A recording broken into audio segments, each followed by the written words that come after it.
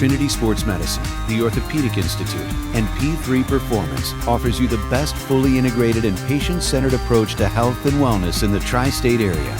Our team will coordinate and customize your care using the latest accelerated recovery treatment options available, dedicated to help any athlete at any level to protect, progress, and perform.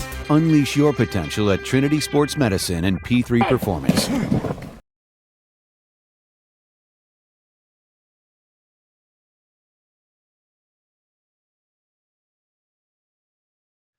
One. Welcome to Star Sportscast. Week 11. Playoffs for some, regular season Playoffs for two, 3 teams left, and we're high on a bye. Waiting for their playoff fate for next week. Fastest 10 weeks, they say. It really was. It's just like, it feels like we were just starting it and making the. It feels like we were trying to figure this out and what we're going to do at the front and all the cool stuff we did and all the help we got. That was fun. Yeah, that was fun. The season was fun, too. The season was fun. We had all sorts of everything this season. All sorts of everything. You know, you have Indian Creek. First of all, you had a bunch of Columbus schools going to Division 4, Region 13 that weren't Division 4 of the Region 13 when the season started. Right. Because Columbus Brookhaven closed, and they went, they dispersed amongst the Columbus schools, and somehow as they picked up schools, their enrollment got smaller. Don't know how that happens. Imagine that. Man. Is that I'm not sure if that's Common Core math or not. But more kids got smaller. So that's why Region 13 has Columbus Beechcroft and Columbus Marion Franklin and Columbus Bexley. And a region that's almost 3 hours apart from one end to the other. Of course, Martins Ferry is going to Ironton, so that's not exactly, your neighborhood trip. Right. And good thing for Toronto not having to go to Norwalk St. Paul. Yeah, they get to go to Berlin Center Western Reserve.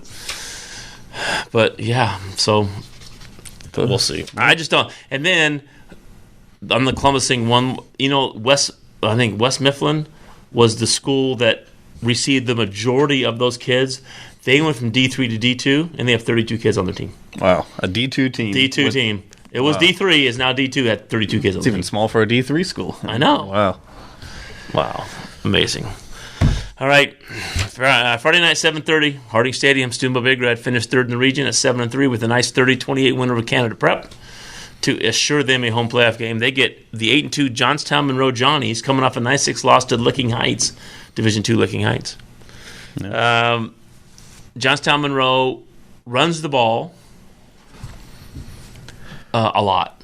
Let's just say a lot. Yeah, didn't we say that they only had how many passing attempts this year? This will tell you. Johnstown Monroe's defense has more sacks than Johnstown Monroe's offensive has passing attempts. How's that? Yeah. 40 sacks, 34 passing attempts. Wow. The quarterback, Cody Workman, a sophomore, is 16 for 32. So that's efficient when he has to pass. And they had 2 halfback passes. Yeah. But 16 for 32, 50%. Not exactly, but 32 times. A running team that obviously runs the ball very well. And the running team is led by Cody Farley, who has 1,829 yards and 20 touchdowns. He runs the ball 55% of the time, and probably 75% of those 55% is between the tackles. Wow. So that means they got a good offensive line then, too. Good offensive line. They like to run unbalanced. I don't think the receivers ever go into the offensive huddle. Yeah. I'm serious. Yeah. I think the receivers literally stay out in the slot where it's usually twins. And, obviously they'll go split, but usually twins. And they like to leave the huddle quickly and get to the line quickly.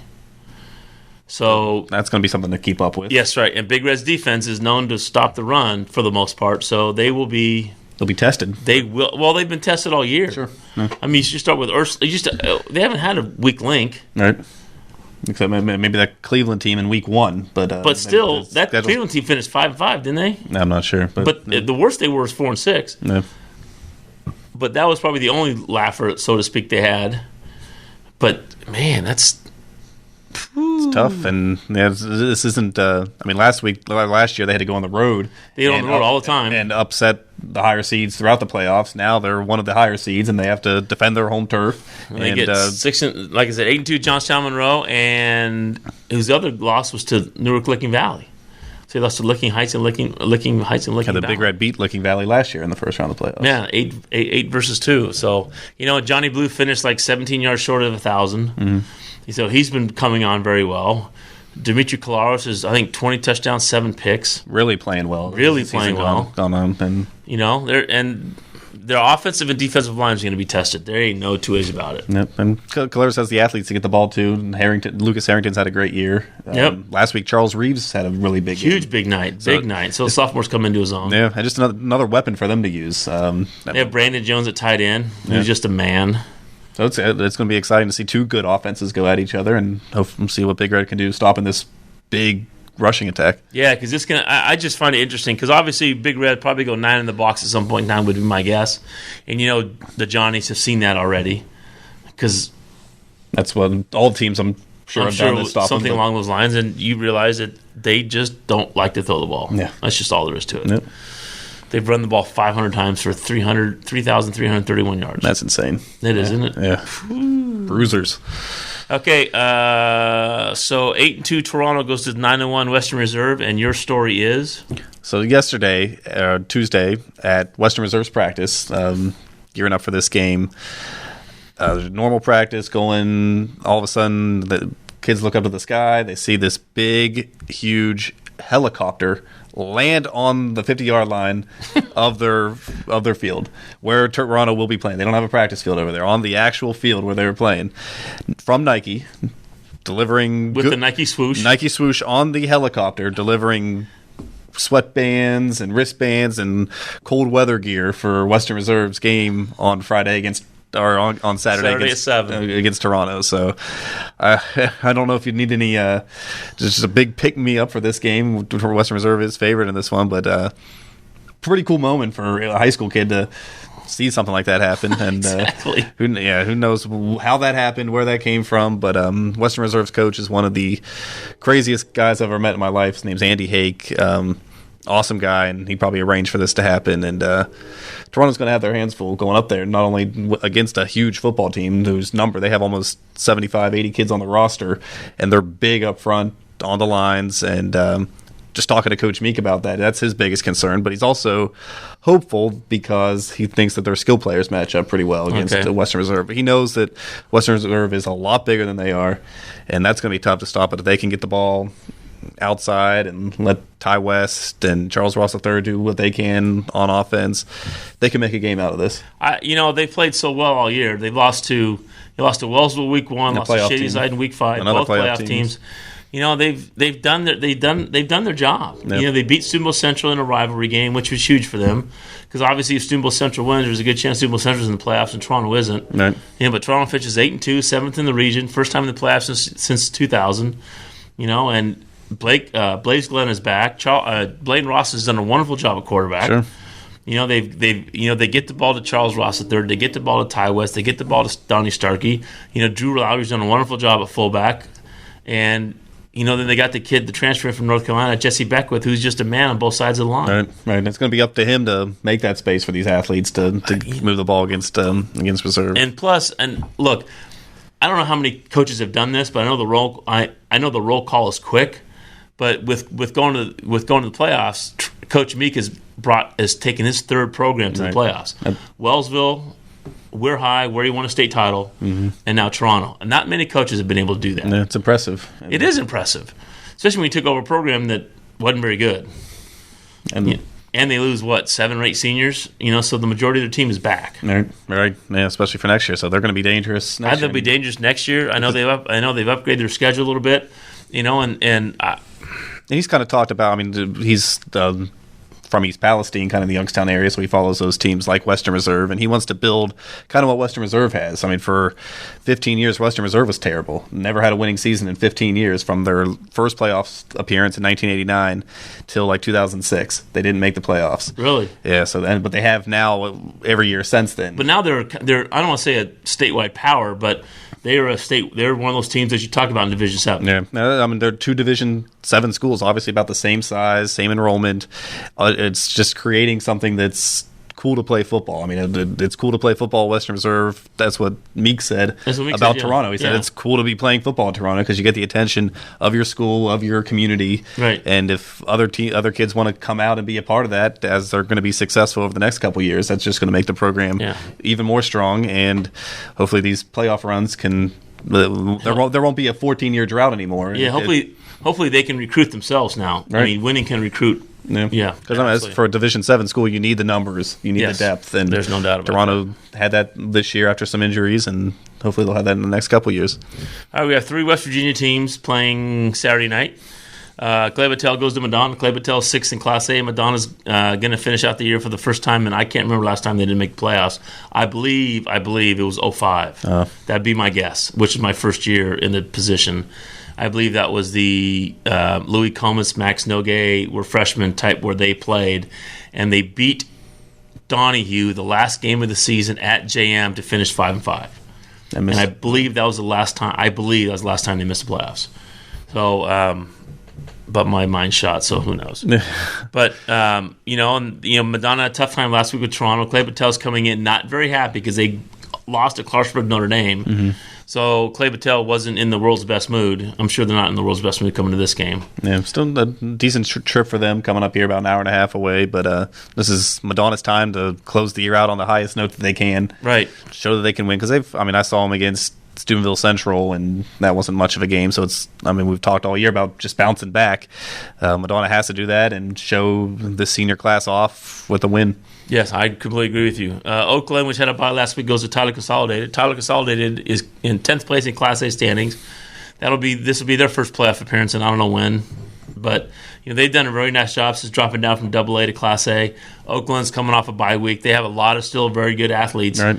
And they've played well in stretches. And no reason to think they can't go down and beat them. Right, and they've picked up a few wins over the years. I thought seeing them knock off Edison in that very first week, that'd be a better season for them. But it's Oakland's chance kind of to end the year on a high note also. And this play spoiler almost for Tyler Consolidated. And at least, once again, like you said, let the seniors go out with a win. Show the juniors, the kids coming up who are going to be leaders next year, what it takes to win a game that matters. Right. And it matters to Tyler Consolidated because who knows, the win could put them in the top 8, which lets them host a playoff game. Right. So it's kind of a playoff game, so to speak, for Tyler Consolidated. Yep. Really. And in turn for Oakland, too, when they can. Exactly. This is their playoff Play game. Spoiler. All right, Cabell Midland, who's second in the state. Class AAA goes to Brooke. That's just not a good finish for Brooke. Yeah. This is a very good football team, obviously. When you're number 2 in the state in Class AAA, it means you have talent.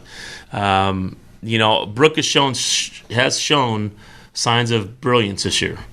I think that's part of having a rookie head coach and a rookie everything, is that you kind of on the amateur elevator, so to speak, and sometimes good, sometimes it's not so good. And Yep, again, last chance to build for next year, too. Matt McLean had his first year in the books, and what he's helped build at St. Clairsville over the past couple of years, he can do that at Brooke now. And hopefully it's the cool thing to be playing football at Brooke now, like it is at some of these other schools, because I think the potential for Brooke was a little bit higher than their record showed this year. We thought they could beat John Marshall last week, and they had a big win over University. University at the beginning of the year, and Weir a couple weeks ago. Weir beat Weir, and then beginning of the season they go down to the wire against Indian Creek, who finishes 8-2.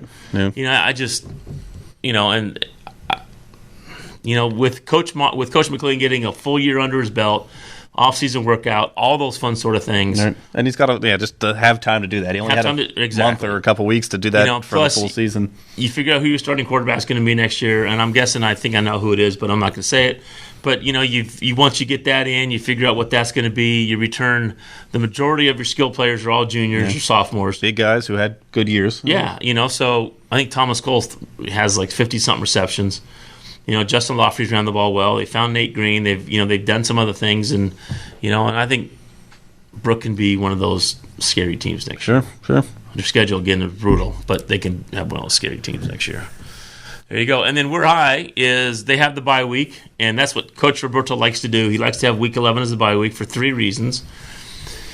One, if you're out of the playoffs, then Week 11, he's not a big fan of having a game that just really doesn't matter, so to speak. No. That's not his cup of tea.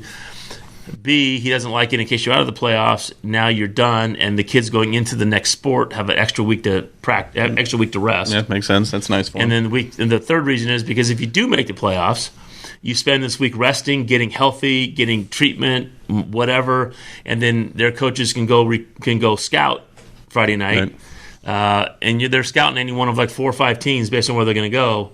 You can send people somewhere and see if you can get that taken care of. And that's exactly what they're going to be doing this week. Yep. And so I like Coach Roberto's idea, and where I finished 8-2 with losses to Harrison Central and Brooke, and they're going to go on the road. It just depends where. Yeah. And how far of a drive is it? Like we say, anywhere in the state. And my guess, this is just a guess of mine, but they're going to play Saturday afternoon at 1:30. That's just a guess. Yeah. I know Coach Roberto doesn't mind Saturday afternoon football at all. In the state of West Virginia, home team chooses site, visiting team picks time and date. Because they're the ones that have to travel. So my guess, it could be a Saturday afternoon game. Yeah, give them enough time to come back then. Yeah, with a win. Absolutely. Do you want us to smile? No. Listen.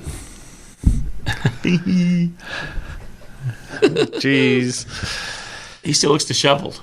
Yeah, roughed up. He's thrown in the towel. Seriously. He got surprise attacked. Ivan Drago'd. Ivan Drago. Knockout. I must break you. Thank you. One more next week. Uno más. Playoffs. Playoffs?